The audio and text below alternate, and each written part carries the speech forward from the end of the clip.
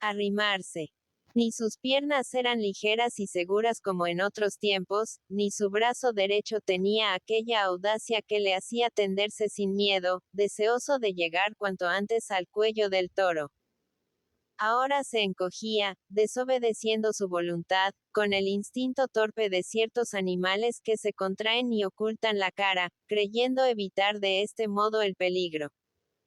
Sus antiguas supersticiones aparecieron de pronto aterradoras y obsesionantes. Tengo mala pata, pensaba Gallardo. Me da el corazón que el quinto toro me coge. Me coge, no hay remedio. Sin embargo, cuando salió a la plaza el quinto toro, lo primero que encontró fue el capote de Gallardo. ¡Qué animal! Parecía distinto al que él había escogido en los corrales la tarde anterior.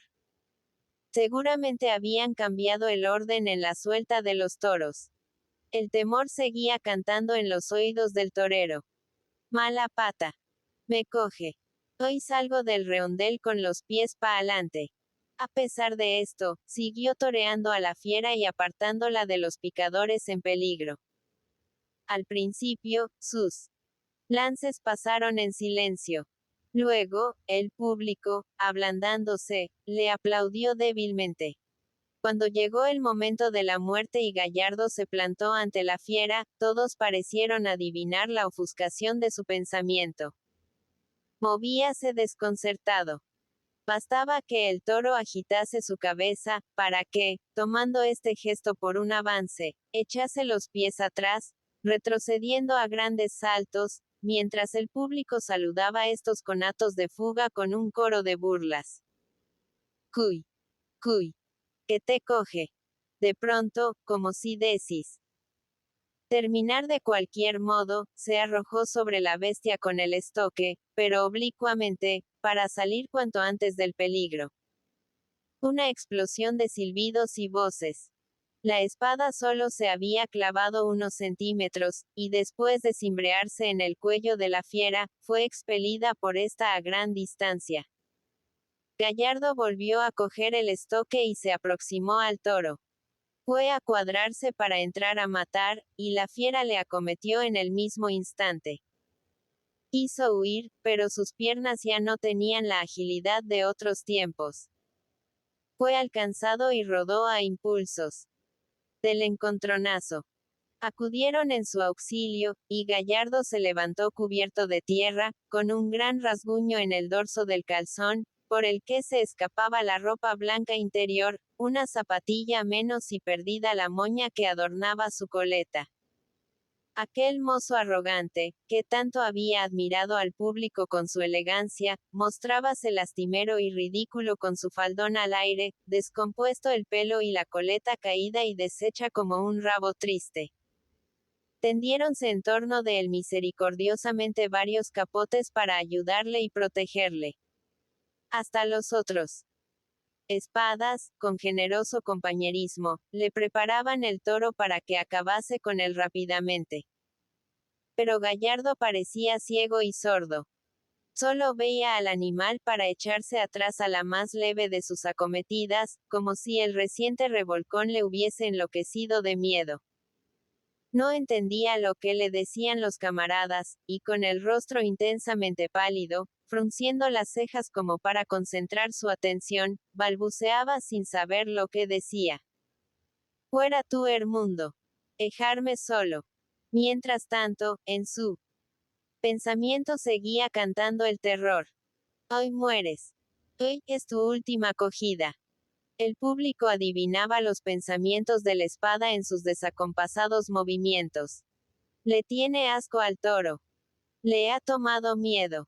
Y hasta los más fervorosos partidarios de Gallardo callaban avergonzados, no pudiendo explicarse este suceso nunca visto. La gente parecía gozarse en su terror, con la valentía intransigente del que se halla en lugar seguro. Otros, pensando en su dinero, gritaban contra este hombre que se dejaba arrastrar del instinto de conservación, defraudándolos en su placer. Un robo. Gentes soeces insultaban a la espada con palabras de duda sobre su sexo. El odio hacía emerger y flotar, al través de muchos años de admiración, ciertos recuerdos de la infancia del torero olvidados hasta de él mismo. Hacían memoria de su vida nocturna con la pillería de la Alameda de Hércules. Se reían de sus calzones rotos y de las blancas ropas que se escapaban por el rasgón. ¿Qué se te ve?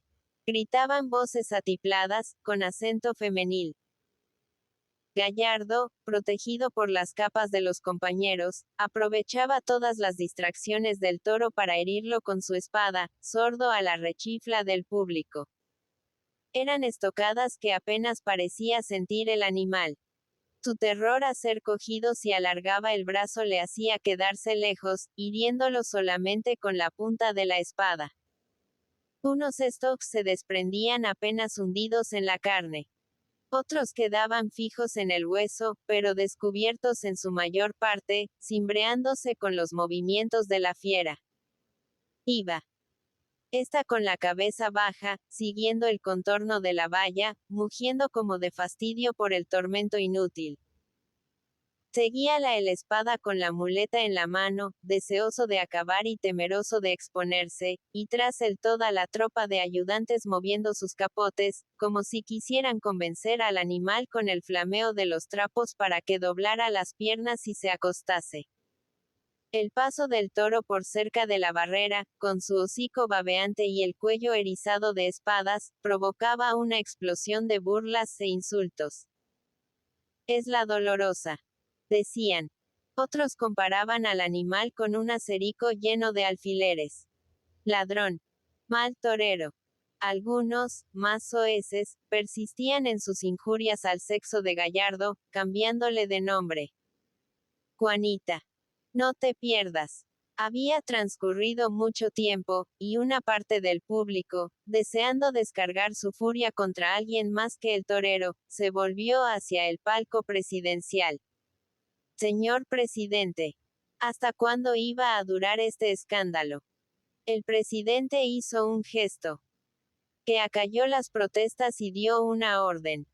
Se vio correr a un alguacilillo, con su teja emplumada y el ferreruelo flotante, por detrás de la barrera, hasta llegar cerca de donde estaba el toro. Allí, dirigiéndose a Gallardo, avanzó una mano cerrada con el índice en alto. El público aplaudió. Era el primer aviso. Si antes del tercero no había matado el toro, este sería devuelto al corral, quedando el espada bajo el peso de la mayor deshonra. Gallardo, como si despertase de su sonambulismo, aterrado por esta amenaza, puso horizontal el estoque y se arrojó sobre el toro. Una estocada más, que no penetró gran cosa en el cuerpo de la fiera. El espada dejaba pender sus brazos con desaliento. Pero aquel bicho era inmortal. Las estocadas no le causaban mella. Parecía que no iba a caer nunca. La inutilidad del último golpe enfureció al público. Todos se ponían de pie. Los silbidos eran ensordecedores, obligando a las mujeres a taparse los oídos. Muchos braceaban, echando el cuerpo adelante, como si quisieran arrojarse a la plaza. Caían en la arena naranjas, mendrugos de pan, cojines de asiento, como veloces proyectiles destinados al matador. De los tendidos de sol salían voces estentóreas, rugidos semejantes a los de una sirena de vapor, que parecía imposible fuesen producto de una garganta humana. Sonaba de vez en cuando un escandaloso cencerro con toques de rebato. Cerca de los toriles, un nutrido coro entonaba el gorigori de los difuntos. Muchos volvíanse hacia la presidencia. ¿Para cuándo el segundo aviso? Gallardo. Limpiábase el sudor con un pañuelo, mirando a todas partes, como extrañado de la injusticia del público, y haciendo responsable al toro de cuanto ocurría. En estos momentos se fijó en el palco de Doña Sol. Esta volvía la espalda para no ver el redondel. Tal vez le tenía lástima, tal vez estaba avergonzada de sus condescendencias en el pasado. Otra vez se arrojó a matar, y muy pocos pudieron ver lo que hacía, pues le ocultaban las capas abiertas incesantemente en torno de él. Cayó el toro, arrojando por la boca un caño de sangre. Al fin, el público se aquietó, cesando de manotear, pero continuaron los gritos y silbidos. El animal fue rematado por el puntillero. Le arrancaron las espadas, quedó enganchado por el testuz al tiro de mulillas y lo sacaron a rastras del redondel, dejando una ancha faja de tierra apisonada y regueros de sangre, que los mozos borraron con golpes de rastrillo y espuertas de arena. Gallardo se ocultó entre barreras, huyendo de la protesta injuriosa que levantaba su presencia.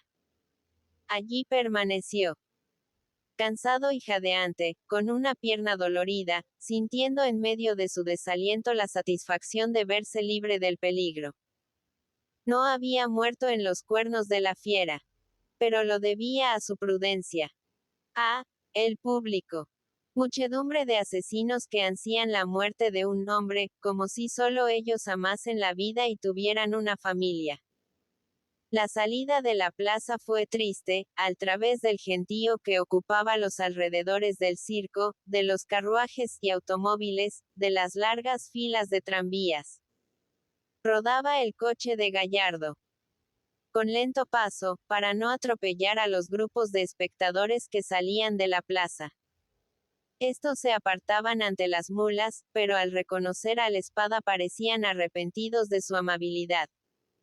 Gallardo adivinaba en el movimiento de sus labios tremendas injurias. Pasaban junto al coche otros carruajes ocupados por hermosas mujeres con mantillas blancas. Unas volvían la cabeza, como para no ver al torero. Otras le miraban con ojos de desconsoladora conmiseración. El espada achicábase, como si quisiera pasar inadvertido. Se ocultaba detrás de la corpulencia del nacional, ceñudo y silencioso. Un grupo de muchachos rompió a silbar siguiendo el carruaje. Muchos de los que estaban de pie en las aceras les imitaron, creyendo vengarse así de su pobreza, que les había obligado a permanecer toda una tarde fuera de la plaza con la esperanza de ver algo. La noticia del fracaso de Gallardo había circulado entre ellos, y le insultaban, contentos de humillar a un hombre que ganaba enormes riquezas. Esta protesta sacó al espada de su resignado mutismo. Maldita sea. ¿Pero por qué sirvan? ¿Han estado acaso en la corría? Les ha costado el dinero. Una piedra dio contra una rueda del coche. La pillería vociferaba junto al estribo. Pero llegaron dos guardias a caballo y deshicieron la manifestación, escoltando después por todo lo alto de la calle de Alcalá al famoso Juan Gallardo. El primer hombre del mundo. Acababan las cuadrillas de salir al redondel, cuando sonaron fuertes golpes en la puerta de caballerizas. Un empleado de la plaza se acercó a ella gritando con mal humor. No se entraba por allí. Debían buscar otra puerta. Pero una voz le contestó desde fuera con insistencia, y abrió. Entraron un hombre y una mujer. Él con sombrero blanco cordobés. Ella vestida de negro y con mantilla. El hombre estrechó la mano del empleado, dejando dentro de ella algo que humanizó su fiero gesto. «Me conoce usted, ¿verdad?», dijo el recién venido. «¿De veras que no me conoce? Soy el cuñado de Gallardo, y esta señora es su esposa». Carmen miraba a todos lados en el abandonado patio. A lo lejos, tras las recias paredes de ladrillo, sonaba la música y se percibía la respiración de la muchedumbre, cortada por gritos de entusiasmo y rumores de curiosidad. Las cuadrillas desfilaban ante el presidente. «¿Dónde está?», preguntó ansiosa Carmen. «¿Dónde ha de estar, mujer?», repuso el cuñado con rudeza. «En la plaza cumpliendo con su obligación. Es una locura haber venido. Un disparate. Este carácter tan flojo que tengo». Carmen siguió mirando en torno de ella, pero con cierta indecisión, como arrepentida de haber llegado hasta allí. ¿Qué iba a hacer?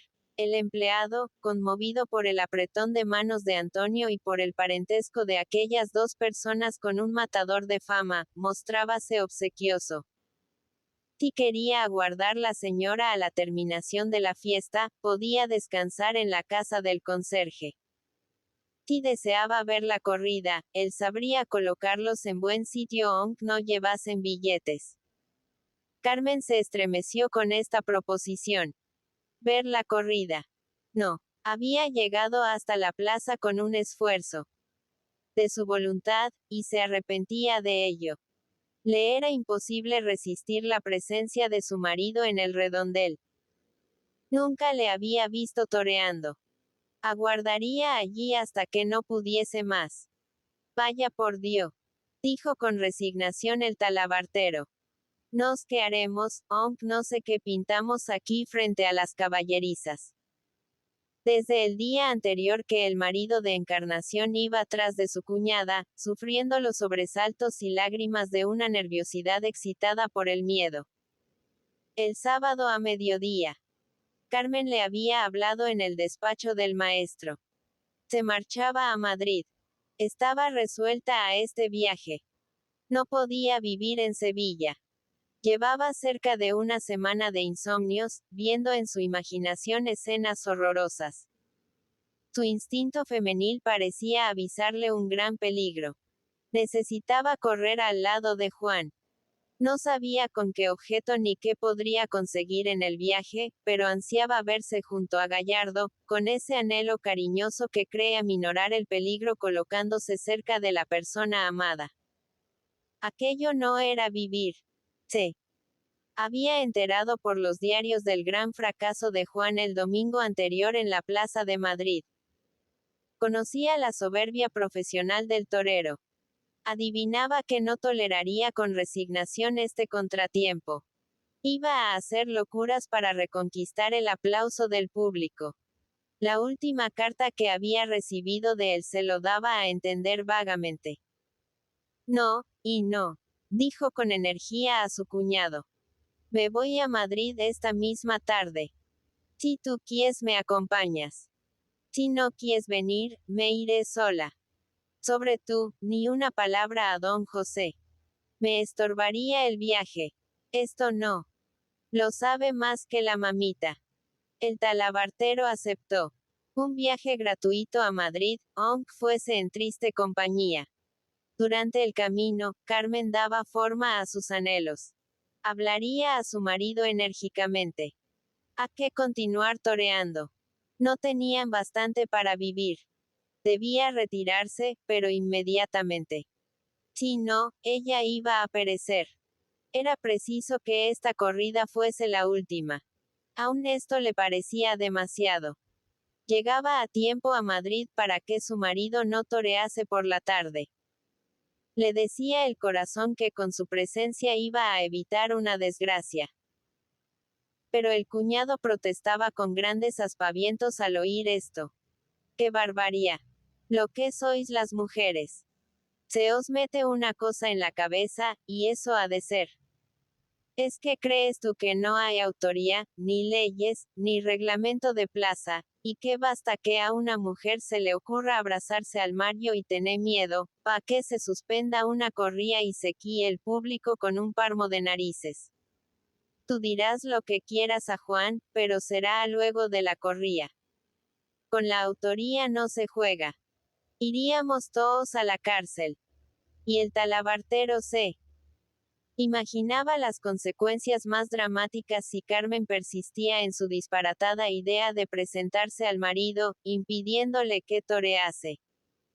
Los prenderían a todos.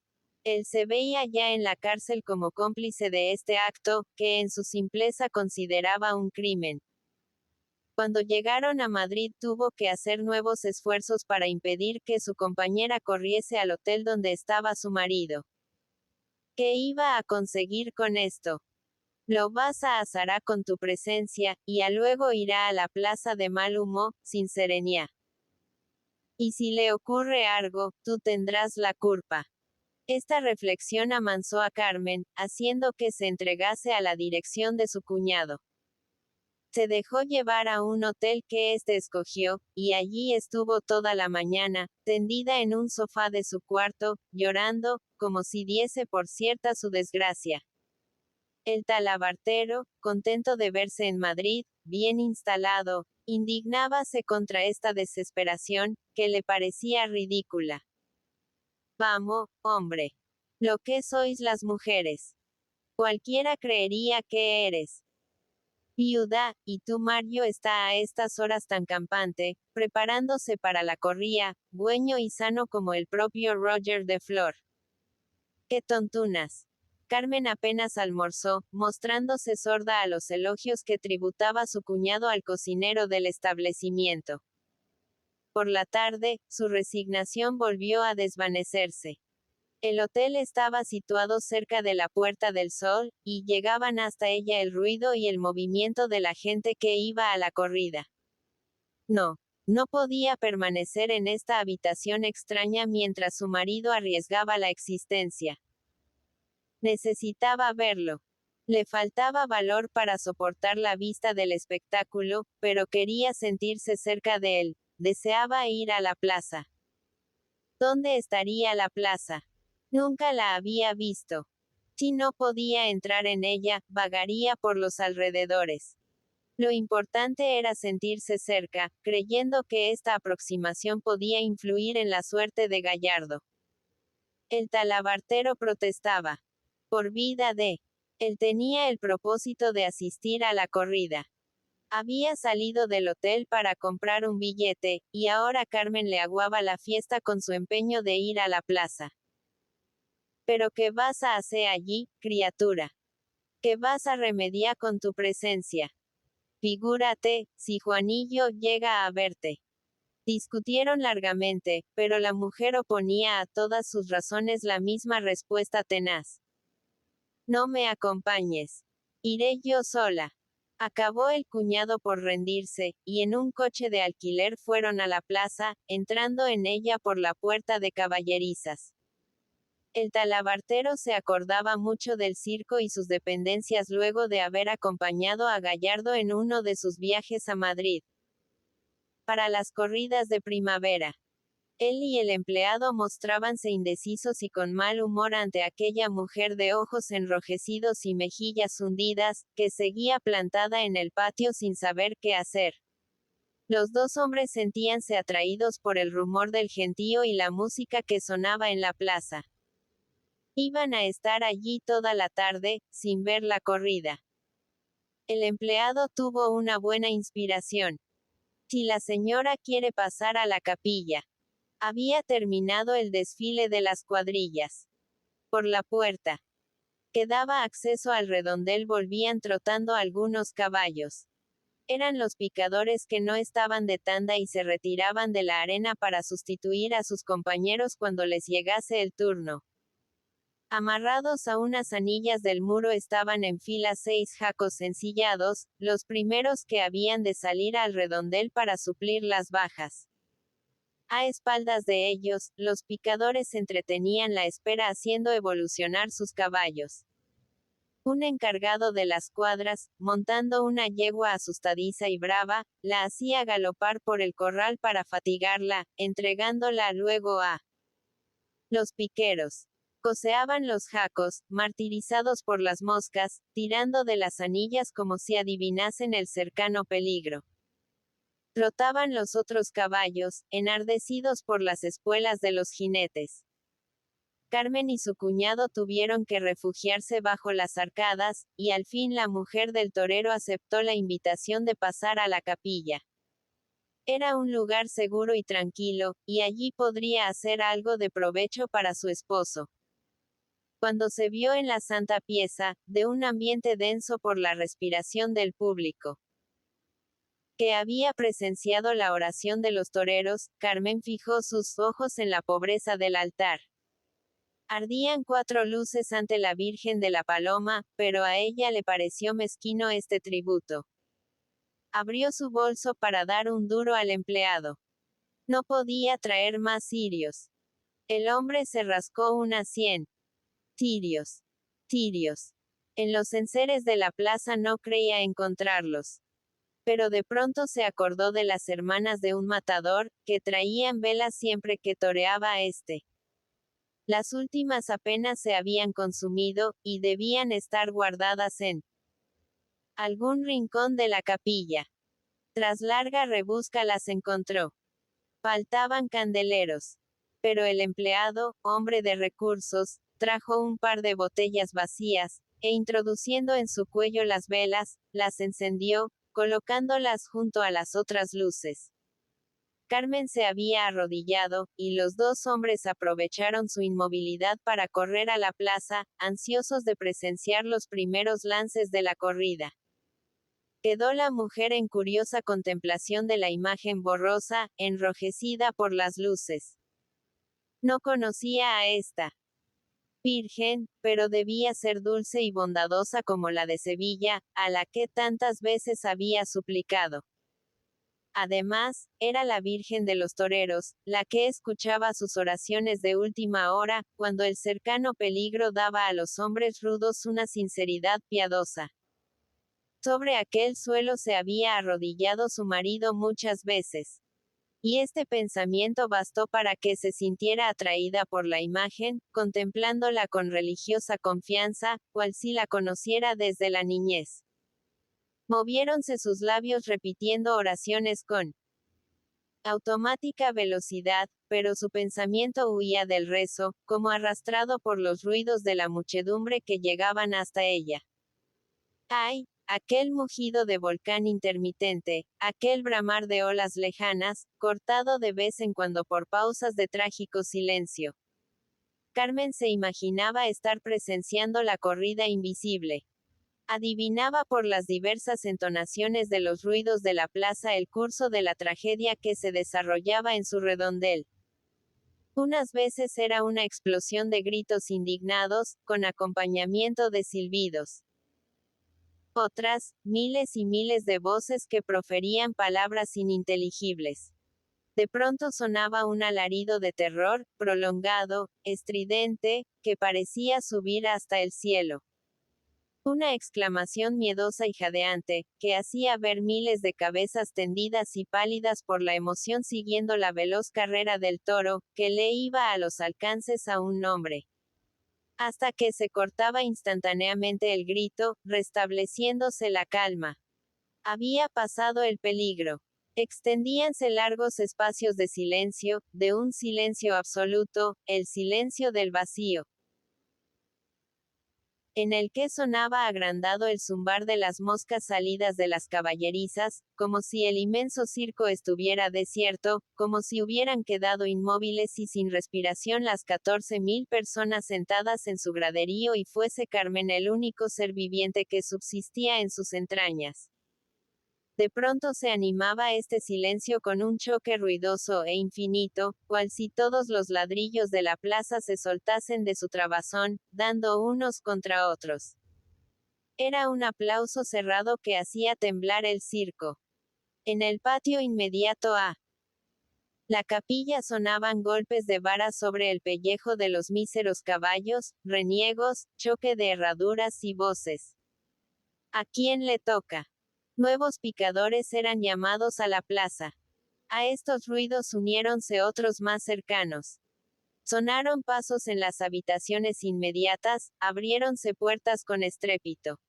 Oíanse las voces y la respiración jadeante de varios hombres, como si marchasen abrumados por un gran peso. No es nada. Un coscorrón. No tiene sangre. Antes de que acabe la corrida. Estarás picando. Y una voz bronca, debilitada por el dolor, como si viniese de lo más profundo de los pulmones, gemía entre suspiros, con un acento que recordaba a Carmen su tierra. Virgen de la Solea. Creo que me he roto algo. Mire bien, doctor. Ay, mis hijos. Carmen se estremeció de espanto. Elevaba sus ojos a la Virgen, extraviados por el miedo. Su nariz parecía afilarse con la emoción entre las mejillas hundidas y pálidas. Sentíase enferma. Temía desplomarse sobre el pavimento con un síncope de terror. Intentaba rezar otra vez, aislarse en su oración, para no escuchar los ruidos de fuera, transmitidos por las paredes con una sonoridad desesperante. Pero a pesar de estos propósitos, llegaba a su oído un lúgubre chapoteo de agua y las voces de ciertos hombres, que debían ser médicos y enfermeros, animando al picador. Este se quejaba con una rudeza de jinete montaraz, queriendo ocultar al mismo tiempo, por orgullo viril, el dolor de sus huesos quebrantados. Virgen de la Solea. Mis hijos. Que van a comer los pobres churumbeles si su pare no pue pica. Carmen se levantó. Ay, no podía más. Iba a caer desplomada si seguía en aquel sitio oscuro estremecido por ecos de dolor. Necesitaba aire, ver el sol. Creía sentir en sus propios huesos el mismo suplicio que hacía gemir a aquel hombre desconocido. Salió al patio. Sangre por todos lados. Sangre en el suelo y en las inmediaciones de unas cubas, donde el agua mezclábase con el líquido rojo. Retirábanse los picadores del redondel. Habían hecho la señal para la suerte de banderillas, y los jinetes llegaban sobre sus caballos manchados de sangre, con el pellejo rasgado y colgando de sus vientres el repugnante bandullo de las entrañas al aire. Desmontábanse los jinetes, hablando con animación de los incidentes de la corrida. Carmen vio a Potaje apearse con toda la pesadez de su vigorosa humanidad, lanzando una retahíla de maldiciones al mono sabio, que le ayudaba torpemente en su descenso. Parecía entorpecido por sus ocultas perneras de hierro y por el dolor de varios batacazos. Llevábase una mano a la espalda para rascarse con dolorosos desperezos, pero sonreía, mostrando su amarilla dentadura de caballo. ¿Habéis visto ustedes qué güeño ha estado un Juan? Decía a todos los que le rodeaban. Hoy viene güeño de veras. Al reparar en la única mujer que estaba en el patio y reconocerla, no mostró extrañeza. Usted por aquí, señá Carmen. Tanto güeño. Y hablaba tranquilamente, como si a él, en la somnolencia en que le tenía siempre el vino y la propia bestialidad, no pudiera asombrarle nada del mundo. ¿Ha visto usted a Juan? Prosiguió. Se ha acostado en el suelo, delante del toro, en los mismos hocicos. Lo que heis ese gacho no lo heis nadie. Asómese a velo, que hoy está muy güeño. Le llamaron desde una puerta, que era la de la enfermería. Su compañero el picador deseaba hablarle antes de que lo trasladasen al hospital. Adiós, señá Carmen. Hoy a ver qué quiere ese provecito. Una caía con fratura, según dicen. Ese no pica en toda la temporada. Carmen se refugió bajo las arcadas, queriendo cerrar sus ojos para no ver el espectáculo repugnante del patio, pero al mismo tiempo sentíase atraída por el rojo mareador de la sangre. Los monos sabios conducían de las riendas los caballos heridos, que arrastraban sus entrañas por el suelo, soltando al mismo tiempo por debajo de la cola una diarrea de susto. Al verlos, un encargado de las cuadras comenzó a mover pies y manos, agitado por una fiebre de actividad. ¡Fuerza, valientes! Gritó dirigiéndose a los mozos de las caballerizas. Duro. Duro ahí. Un mozo de cuadra, moviéndose con precaución junto al caballo, coceante de dolor, le quitaba la silla, echándole después a las piernas unos lazos de correas que las agarrotaban, uniendo las cuatro extremidades y haciendo caer al animal al suelo.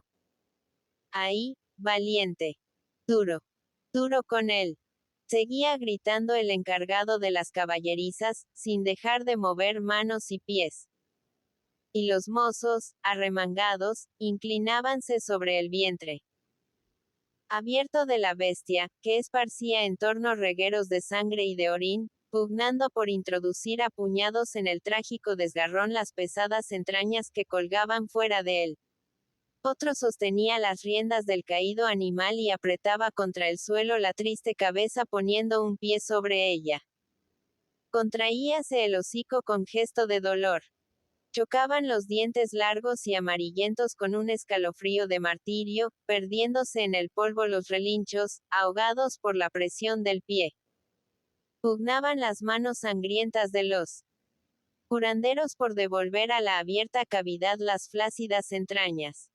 Pero la respiración jadeante de la víctima las hinchaba, haciéndola salir de su encierro y desparramándose otra vez como piltrafas empaquetadas. Una vejiga enorme inflábase entre los despojos, entorpeciendo el arreglo. La bufa, valientes. Gritaba el director. Duro con la bufa.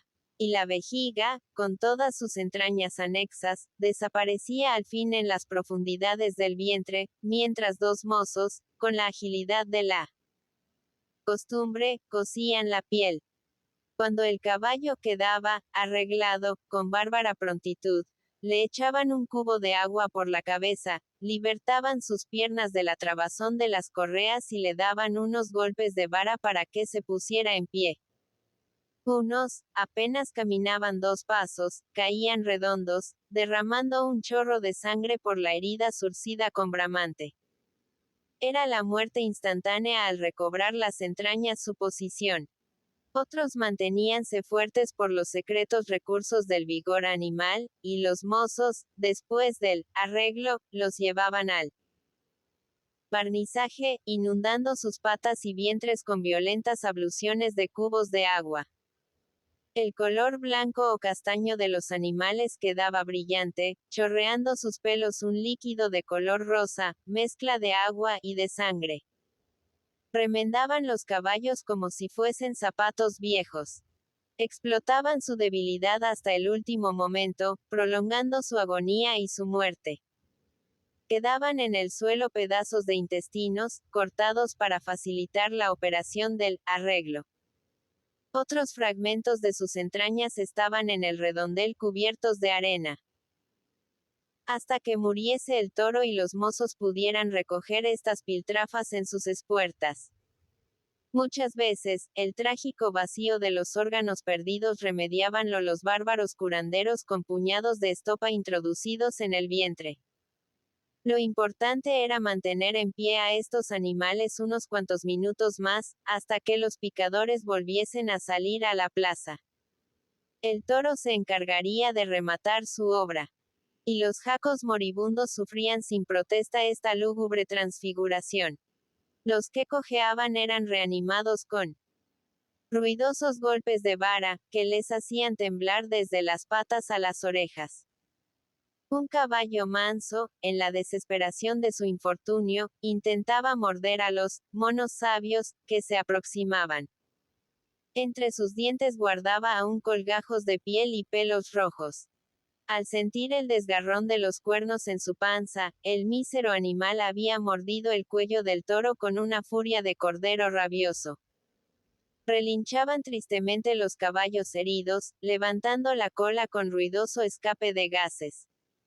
Un hedor de sangre y excremento vegetal esparcíase por el patio. La sangre corría entre las piedras, ennegreciéndose al secarse. Llegaban hasta allí los ruidos de la muchedumbre invisible. Eran exclamaciones de inquietud. Un ¡ay! ¡Ay! Lanzado por miles de bocas, que hacía adivinar la fuga del banderillero acosado de cerca por el toro. Luego, un silencio absoluto. El hombre volvía hacia la fiera, y estallaba el ruidoso aplauso saludando un par de banderillas bien colocado. Luego sonaban las trompetas anunciando la suerte de matar, y se repetían los aplausos. Carmen quería irse. Virgen de la Esperanza. ¿Qué hacía allí? Ignoraba el orden que iban a seguir los matadores en su trabajo. Tal vez aquel toque señalaba el momento en que su marido iba a colocarse frente a la fiera. Y ella allí, a pocos pasos de distancia, y sin verle. Quería escapar para librarse de este tormento. Además, la angustiaba la sangre que corría por el patio, el tormento de aquellas pobres bestias.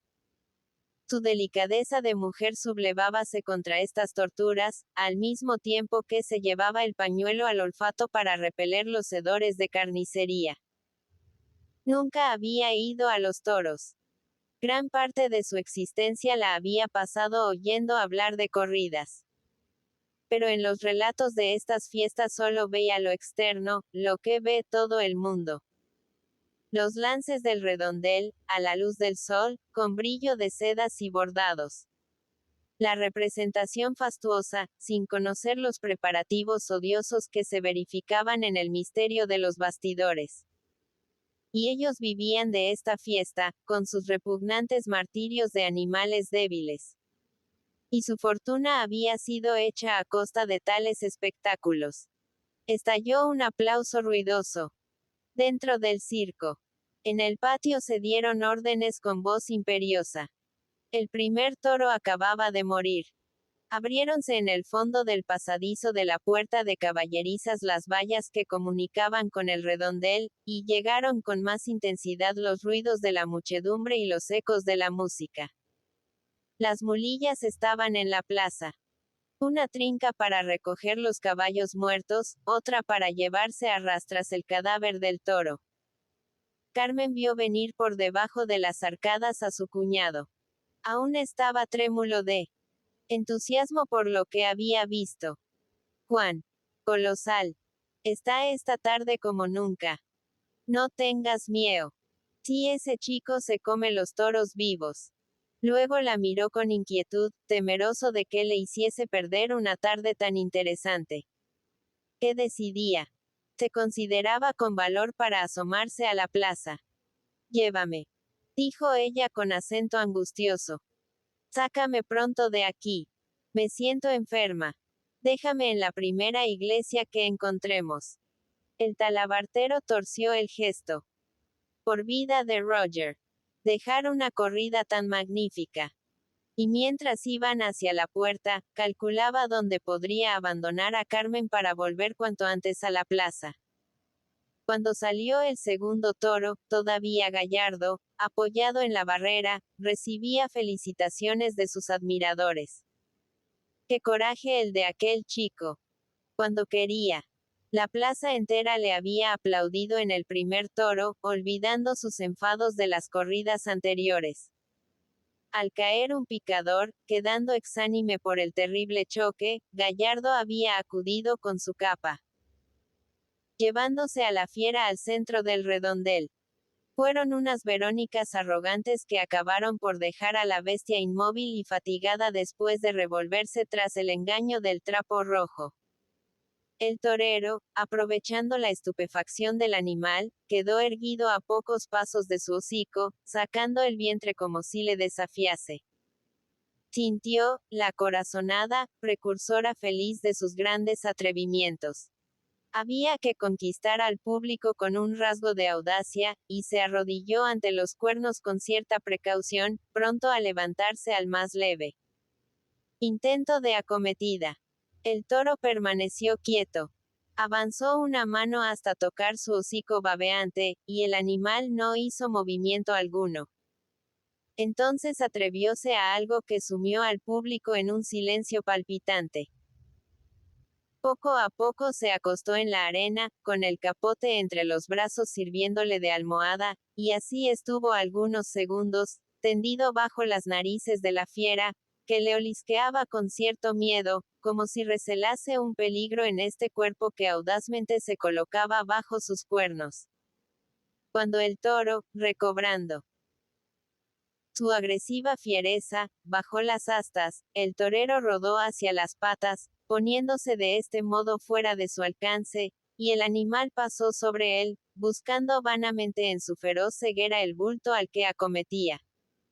Se levantó Gallardo, limpiándose el polvo, y el público, amante de las temeridades, le aplaudió con el entusiasmo de otros tiempos.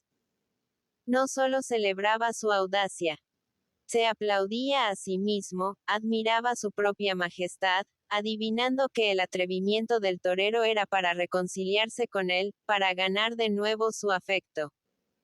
Gallardo venía a la corrida dispuesto a las mayores audacias para conquistar aplausos. Se descuida, decían en los tendidos. Muchas veces es flojo, pero tiene vergüenza torera y vuelve por su nombre. El entusiasmo del público, su alegre agitación al recordar la hazaña de Gallardo y la certera estocada con que el otro maestro había dado muerte al primer toro, trocáronse en mal humor y protestas al ver el segundo en el redondel. Era enorme y de hermosa estampa, pero corría por el centro de la plaza, mirando con extrañeza a la ruidosa muchedumbre de los tendidos, asustado de las voces y silbidos con que pretendían excitarle y huyendo de su propia sombra, como si adivinara toda clase de acechanzas. Los peones corrían tendiéndole la capa. Acometía al trapo rojo, siguiéndolo por algunos instantes, pero de pronto daba un bufido de extrañeza y volvía a su cuarto trasero, huyendo en distinta dirección con violentos saltos. Su ágil movilidad para la fuga indignaba al público. Eso no es toro. Es una mona. Los capotes de los maestros consiguieron al fin atraerlo hacia la barrera, donde esperaban los picadores, inmóviles sobre sus monturas, con la garrocha bajo el brazo. Se acercó a un jinete con la cabeza baja y fieros bufidos como si fuese a acometer. Pero antes de que el hierro se clavase en su cuello, dio un salto y huyó, pasando por entre las capas que le tendían los peones. En su fuga encontró otro picador, repitiendo el salto, el bufido y la huida. Luego tropezó con el tercer jinete, el cual, avanzando la garrocha, le picó en el cuello, aumentando con este castigo su miedo y su velocidad. El público en masa se había puesto de pie, braceando y gritando. Un toro manso. ¡Qué abominación! Volvíanse todos hacia la presidencia bramando su protesta. Señor presidente. Aquello no podía consentirse. De algunos tendidos comenzó a salir un coro de voces que repetían las mismas palabras con monótona entonación. Fuego. Fuego. El presidente parecía dudar. Corría el toro, perseguido por los lidiadores, que iban tras él con la capa al brazo. Cuando alguno de estos conseguía ponerse delante para detenerle, olfateaba la tela con el bufido de siempre y se alejaba en distinta dirección dando saltos y coces. Aumentaba la ruidosa protesta con estas fugas. Señor presidente. Era que estaba ciego su señoría. Comenzaban a caer en el redondel botellas, naranjas y cojines de asiento en torno de la bestia fugitiva. El público la odiaba por cobarde. Una botella dio en uno de sus cuernos, y la gente aplaudió al certero tirador sin saber quién era. Parte del público tendía el cuerpo hacia adelante como si fuera a arrojarse al redondel, queriendo destrozar con sus manos a la mala bestia. ¡Qué escándalo! Ver en la plaza de Madrid bueyes que solo servían para dar carne. Fuego. Fuego. El presidente agitó al fin un pañuelo rojo, y una salva de aplausos saludó este gesto. Las banderillas de fuego eran un espectáculo extraordinario, algo inesperado que aumentaba el interés de la corrida. Muchos que protestaban hasta enronquecer estaban satisfechos en su interior de este incidente. Iban a ver al toro asado en vida. Corriendo loco de terror por los rayos que le colgarían del cuello. Avanzó el nacional llevando pendientes de sus manos, con las puntas hacia abajo, dos gruesas banderillas que parecían enfundadas en papel negro. Fuese hacia el toro sin grandes precauciones, como si su cobardía no mereciese arte alguno, y le clavó los palos infernales entre los aplausos vengativos de la muchedumbre. Sonó un chasquido como si se rompiese algo, y dos chorros de humo blanco comenzaron a surgir sobre el cuello del animal. Con la luz del sol no se veía el fuego, pero los pelos desaparecían chamuscados y una mancha negra extendíase sobre el pescuezo. Corrió el toro, sorprendido del ataque, acelerando su fuga, como si con esta pudiera librarse del tormento, hasta que de pronto comenzaron a estallar en su cuello secas detonaciones semejantes a tiros de fusil, volando en torno de sus ojos las encendidas pavesas de papel. Saltaba la bestia con la agilidad del terror, las cuatro patas en el aire al mismo tiempo, torciendo en vano la cornuda cabeza para arrancarse. Con la boca aquellos demonios agarrados a su pescuezo. La gente reía y aplaudía, encontrando graciosos estos saltos y contorsiones. Parecía que ejecutaba una danza de animal amaestrado con la torpe pesadez de su volumen. «¡Cómo le pican!», exclamaba el público con risa feroz. Cesaron de rugir y estallar las banderillas. Hervía el carbonizado pescuezo con burbujas de grasa. El toro, al no sentir la quemazón del fuego, quedó inmóvil, jadeante, con la cabeza humillada, sacando una lengua seca, de rojo oscuro. Otro banderillero se aproximó a él, clavando un segundo par. Volvieron a surgir los chorros de humo sobre la carne chamuscada, sonaron los tiros, y el toro corrió otra vez, pugnando por aproximar la boca al pescuezo enroscando su cuerpo macizo. Pero ahora los movimientos eran de menos violencia, como si su vigorosa animalidad comenzara a habituarse al martirio. Aún le clavaron un tercer par, y su cuello quedó carbonizado, esparciendo en el redondel un hedor nauseabundo de grasa derretida, cuero quemado y pelos consumidos por el fuego.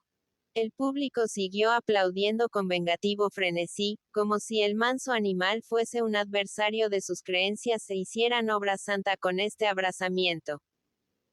Reían al verle trémulo sobre sus patas, agitando los flancos como los costados de un fuelle, mugiendo con chillón alarido de dolor, los ojos enrojecidos, y arrastrando su lengua por la arena, ávido de una sensación de frescura. Gallardo aguardaba apoyado en la barrera, cerca de la presidencia, la señal para matar. Garabato tenía sobre el borde de la valla el estoque y la muleta preparados. Maldita sea. También como se presentaba la corrida, y reservarle la mala suerte este toro, que él mismo había escogido por su buena estampa, y que al pisar la arena resultaba manzurrón. Excusábase por adelantado de lo defectuoso de su trabajo, hablando con los inteligentes que ocupaban las delanteras de barrera.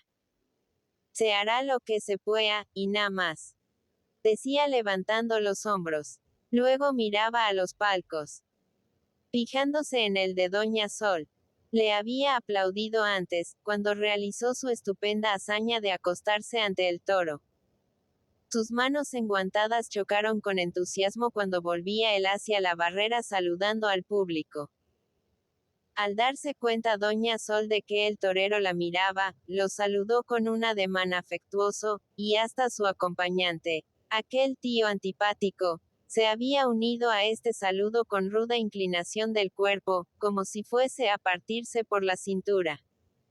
Luego había sorprendido varias veces los gemelos de ella fijos con insistencia en su persona, buscándolo en su retiro entre barreras. Aquella gachí. Tal vez se sentía atraída de nuevo por los mozos de corazón. Gallardo pensaba visitarla al día siguiente, por si había cambiado el viento. Sonó la señal para matar, y el espada, luego de un corto brindis, marchó hacia el toro. Los entusiastas dábanle consejos a gritos. Despáchalo pronto. Es un buey que no merece nada. El torero tendió su muleta ante la bestia, y ésta arremetió, pero con paso tardo, escarmentada por el tormento, con una intención manifiesta de aplastar, de herir, como si el martirio hubiese despertado su fiereza. Aquel hombre era el primero que se colocaba ante sus cuernos después del suplicio. La muchedumbre sintió que se desvanecía su vengativa animadversión contra el toro.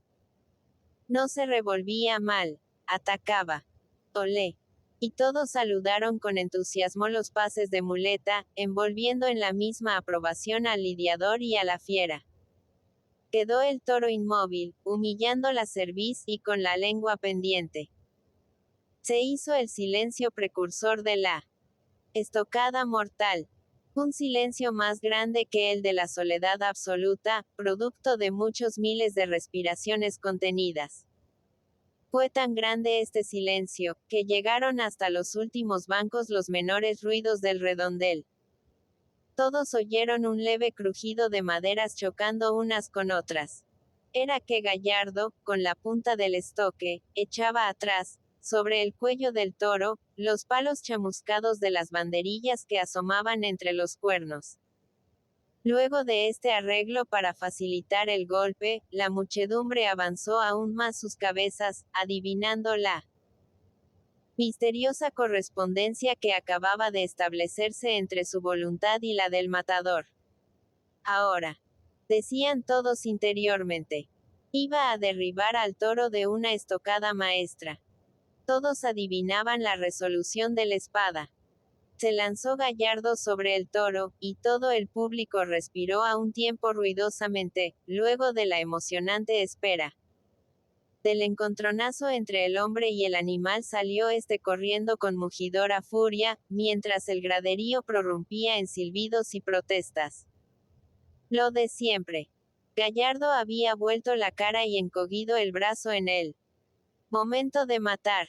El animal llevaba en el cuello el estoque cimbreante y suelto, y a los pocos pasos la hoja de acero saltó de la carne, rodando por la arena.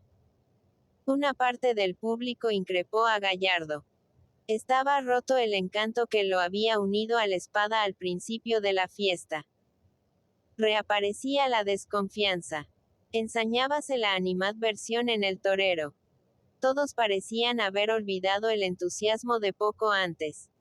Gallardo recogió la espada, y con la cabeza baja, sin ánimos para protestar del desagrado de una muchedumbre tolerante. Para otros e inflexible con él, marchó otra vez hacia el toro. En su confusión, creyó ver que un torero se ponía a su lado. Debía ser el Nacional. Karma, Juan. No embarullarse. Maldita sea. Y siempre le iba a ocurrir lo mismo. Era que ya no podría meter el brazo entre los cuernos, como en otros tiempos, clavando el estoque hasta la cruz. Iba a pasarse el resto de su vida haciendo reír a los públicos. Un buey, al que habían tenido que dar fuego. Se colocó frente al animal, que parecía aguardarle con las patas inmóviles, como si decis acabar cuanto antes su largo martirio. No quiso pasarle otra vez de muleta.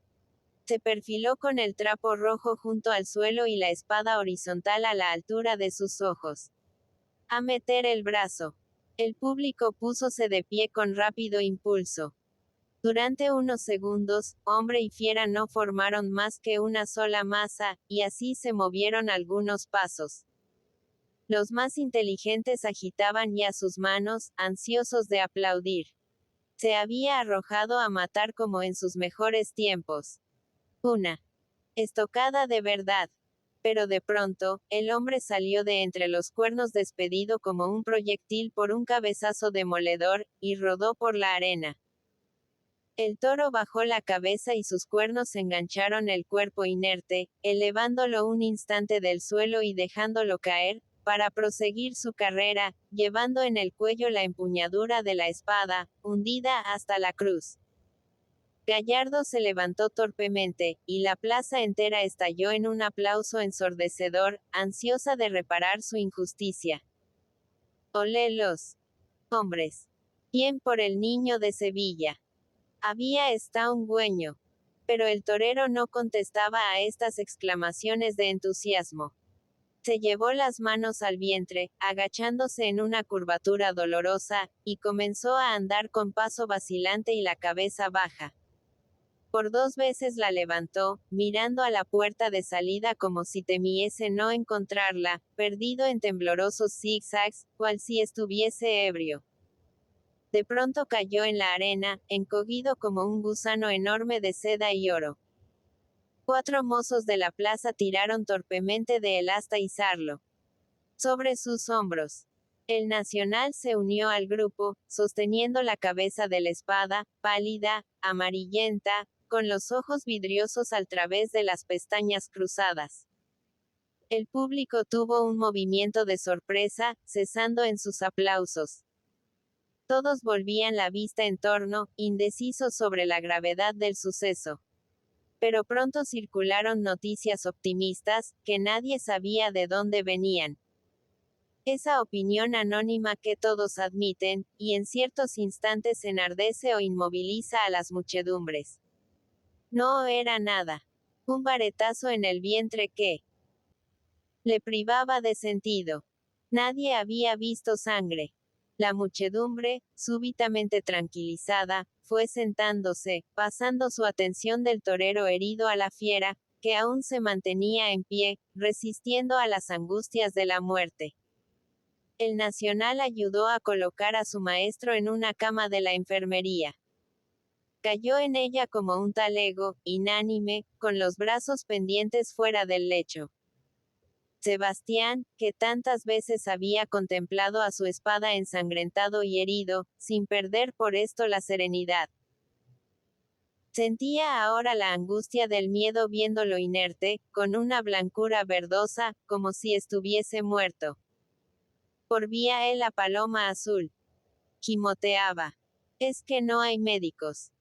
Es que no hay nadie. El personal de la enfermería, luego de despachar al picador magullado, había corrido a su palco en la plaza.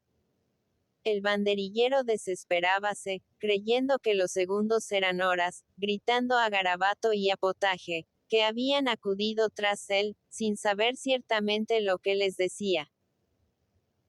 Llegaron dos médicos, y luego de cerrar la puerta para que nadie les estorbase, quedaron indecisos ante el cuerpo inánime de la espada. Había que desnudarlo. A la luz que entraba por una claraboya del techo, Garabato comenzó a desabrochar, descoser y rasgar las ropas del torero. El Nacional apenas podía ver el cuerpo. Los médicos estaban en torno del herido, consultándose con la mirada. Debía ser un colapso que le había privado de vida aparentemente.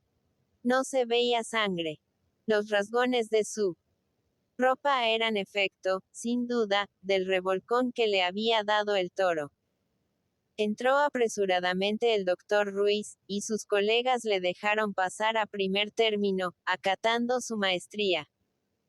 Curaba en su nerviosa precipitación, mientras iba ayudando a Garabato a abrir las ropas del torero. Hubo un movimiento de asombro, de dolorosa sorpresa, en torno de la cama. El banderillero no se atrevía a preguntar. Miró por entre las cabezas de los médicos, y vio el cuerpo de Gallardo con la camisa subida sobre el pecho y los calzones caídos, dejando visibles las negruras de la virilidad. El vientre, completamente al descubierto, estaba rasgado por una abertura tortuosa de labios ensangrentados, al través de la cual asomaban unas piltrafas de fresco azul. El doctor Ruiz movió la cabeza tristemente. A más de la herida atroz e incurable, el torero había recibido una conmoción tremenda con el cabezazo del toro. No respiraba. Doctor. Doctor. Gimió el banderillero, suplicando por saber la verdad. Y el doctor Ruiz, tras largo silencio, volvió a mover la cabeza. Se acabó, Sebastián. Puedes buscarte otro matador. El Nacional levantó sus ojos a lo alto. Y así acababa un hombre como aquel, sin poder estrechar la mano de los amigos, sin decir una palabra, repentinamente, como un mísero conejo a quien golpean en la nuca. La desesperación le hizo salir de la enfermería. ¡Ay! Él no podía ver aquello.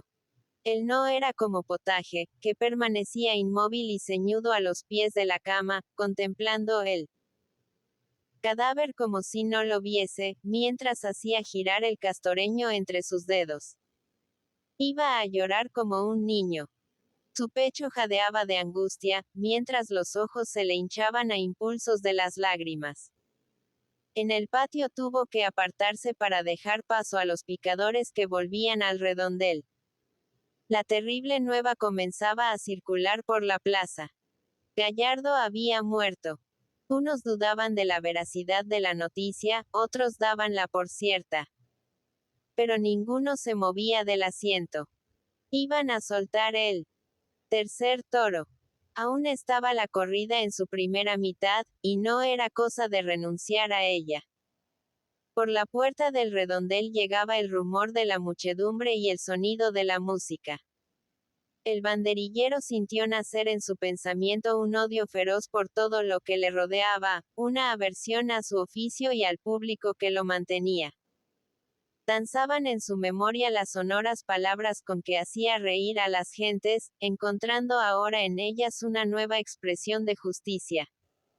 Pensó en el toro, al que arrastraban por la arena en aquel momento con el cuello carbonizado y sanguinolento, rígidas las patas y unos ojos vidriosos que miraban al espacio azul como miran los muertos.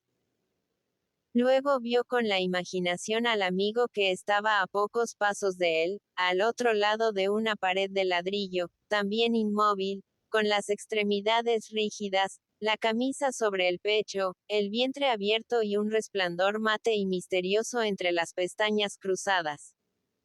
Pobre toro. Pobre espada. De pronto, el circo rumoroso lanzó un alarido, saludando la continuación del espectáculo. El nacional cerró los ojos y apretó los puños. Rugía la fiera. La verdadera, la única. Fin Madrid. Enero-marzo 1908.